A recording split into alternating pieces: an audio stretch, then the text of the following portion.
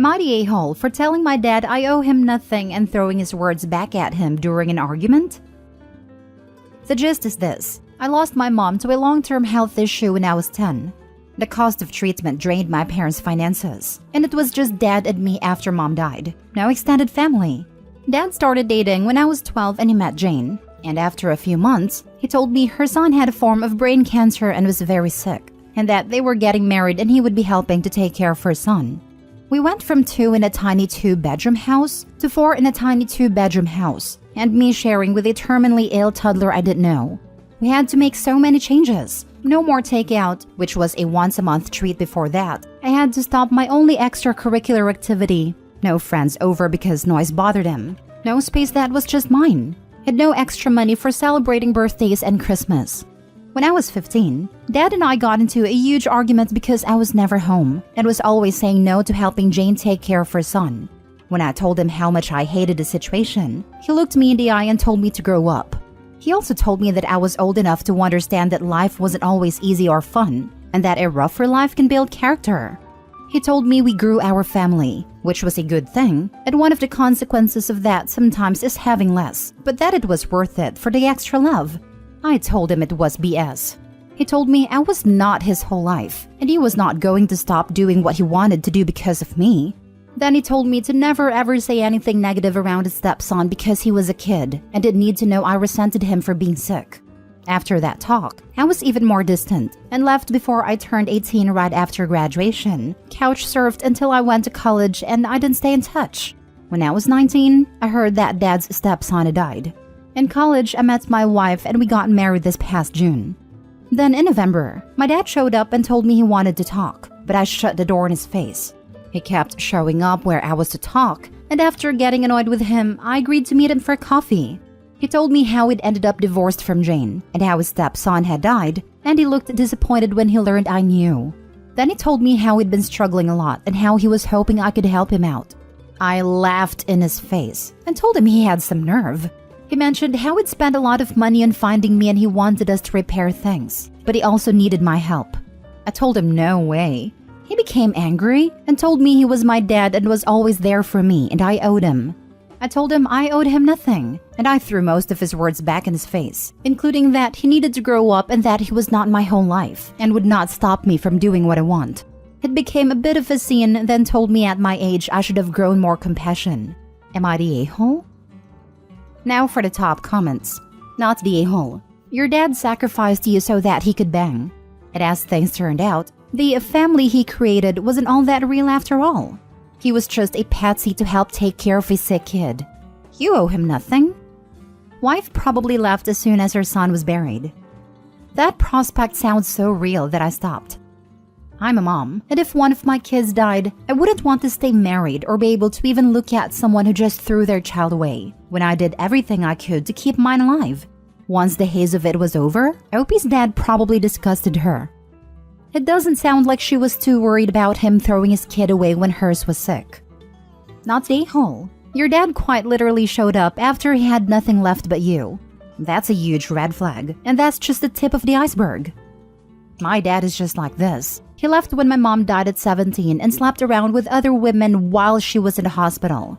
Then he wasted all her life insurance money in a Rolex, and he's been trying to contact me for years. Last year, I finally agreed to meet with him against my better judgment. And the second thing he said to me after saying I've gotten pretty was that he needed help paying off his car. I immediately stood up and left. Huge not the a-hole OP. You owe him nothing. Next story. Am I the a-hole for not giving my daughter her education fund money? I, 54 male, have 2 children, 23 female and 21 male, with my wife, 52 female. When the kids were young, my parents set up education funds for both of them, which was very generous of them. My wife and I always expected our kids to attend college and then graduate school, as we have done. I have a PhD, my wife has a master's. Because of this, we decided not to use the funds for our kids' undergrad degrees and did not tell them about the money. My daughter has always been more into the liberal arts, while my son is more of a STEM guy. My wife and I worried about her ability to find a job, but she insisted on studying music and film in college. She was accepted to some top schools and chose to attend a rather expensive one, but she had scholarships to cover almost all of her tuition. Everything else, plus living expenses, was her responsibility. She lived in a very small apartment shared with friends in a not-so-nice area far from campus, but she was fine and learned how to budget effectively. After graduating, she luckily found a job that doesn't pay extremely well, but she enjoys, and scrapped the idea of grad school. My son decided to do engineering, and he also expressed that he had no interest in grad school. My wife and I were disappointed but accepted it since at this point, he is already all set up with a very good job when he completes school. Since he did not receive as many scholarships as his sister, we decided to use his education fund to cover his tuition and living expenses. He was able to get a large and nice apartment of his own close to the school, which is important since his classes are so demanding and he needs a comfortable space to work. My daughter was confused and asked how he could afford this, and he told her about the education fund. She called us and asked why she didn't have one, and we told her she did. We just didn't use it because we hoped she would attend grad school. She seemed hurt by this and asked if there was any way she could have the money now. We explained that there would be a fee to simply withdraw the money for non-education uses, and if we chose to do that, it would belong to her grandparents, so they could put it towards their own use. She's been quiet and short when answering our texts and hasn't answered our calls at all since then.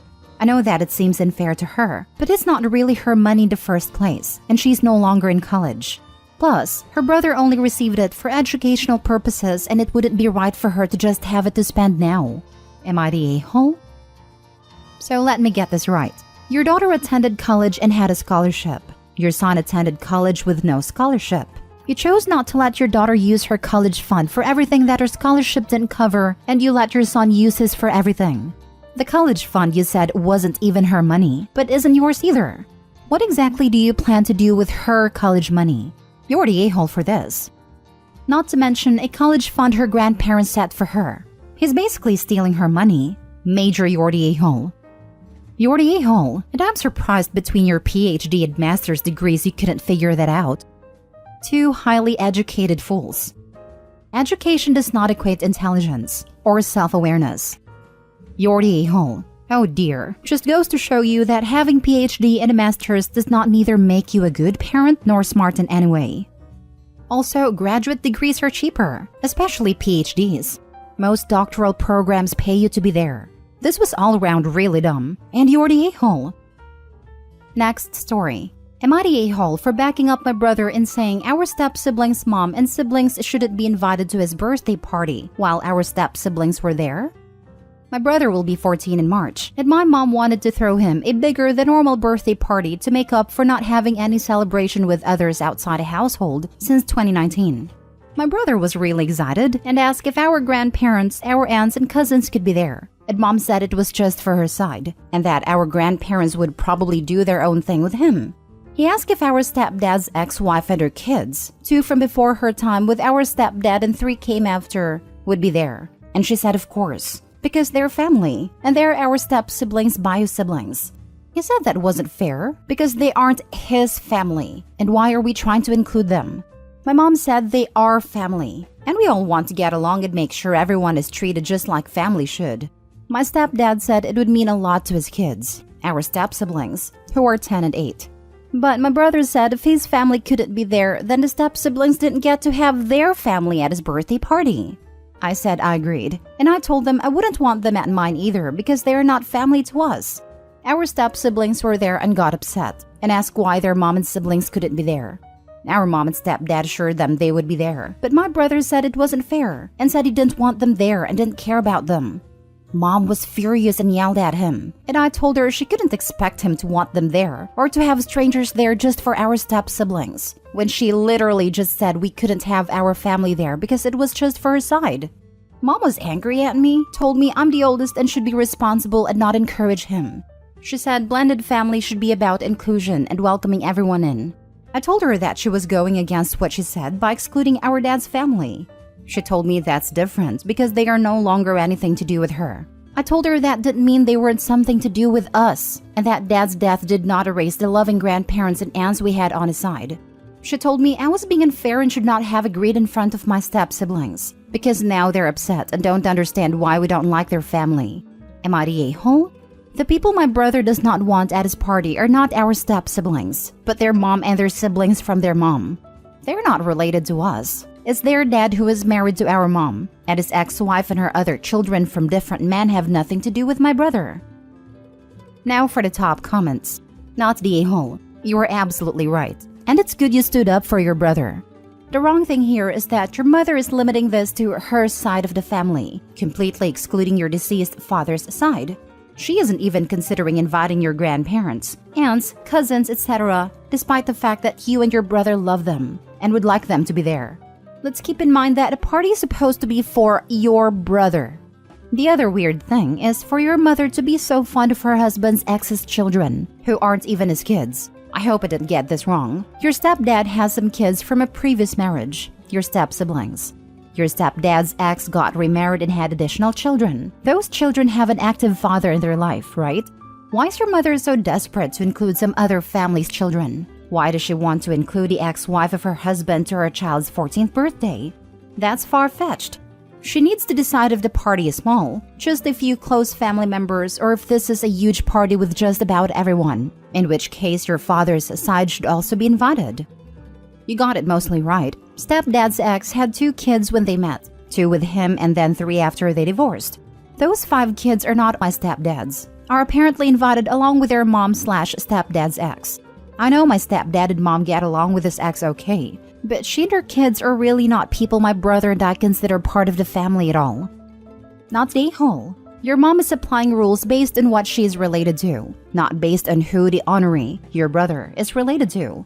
It sounds like there was a blended family due to death, not abuse or neglect or anything, so it seems weird for her to exclude half your family.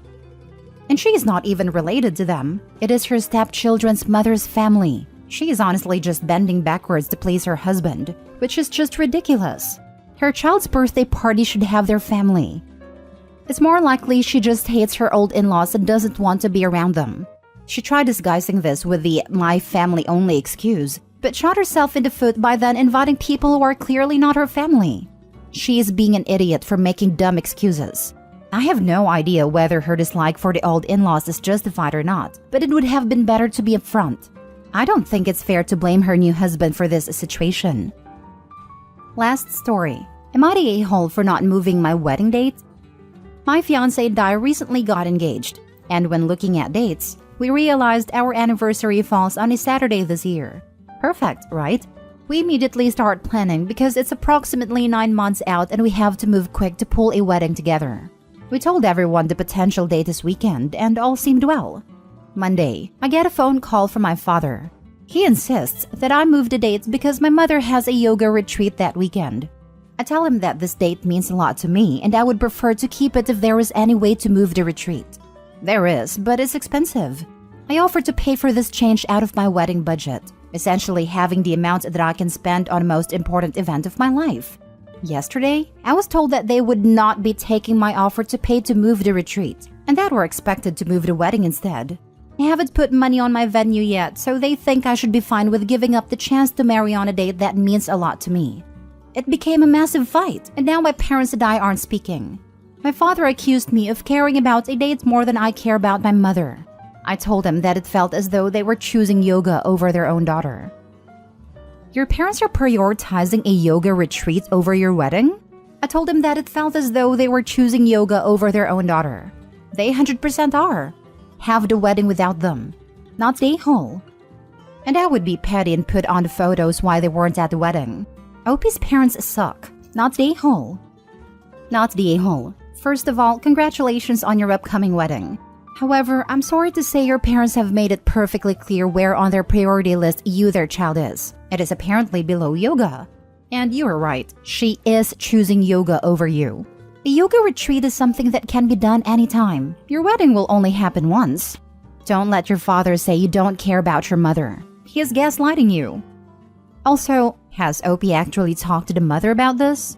Seems like Dad is passing messages back and forth. Is Daddy-O playing the old triangulation game? Not the a-hole. Your parents are being absurdly self-centered.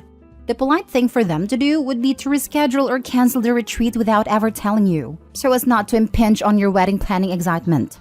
Just to make sure, because this is honestly so over the top it's baffling to me, is your mom attending the retreat or is she leading it? Attending. They have this retreat yearly, and there is also makeup dates for the classes she would miss. Wow, they want you to move your wedding for something she goes to on a regular basis? You are even more not the a-hole than I thought before. There is no reason that she can't skip something that happens yearly for a unique event. Like someone else said, they shouldn't have even mentioned it to you.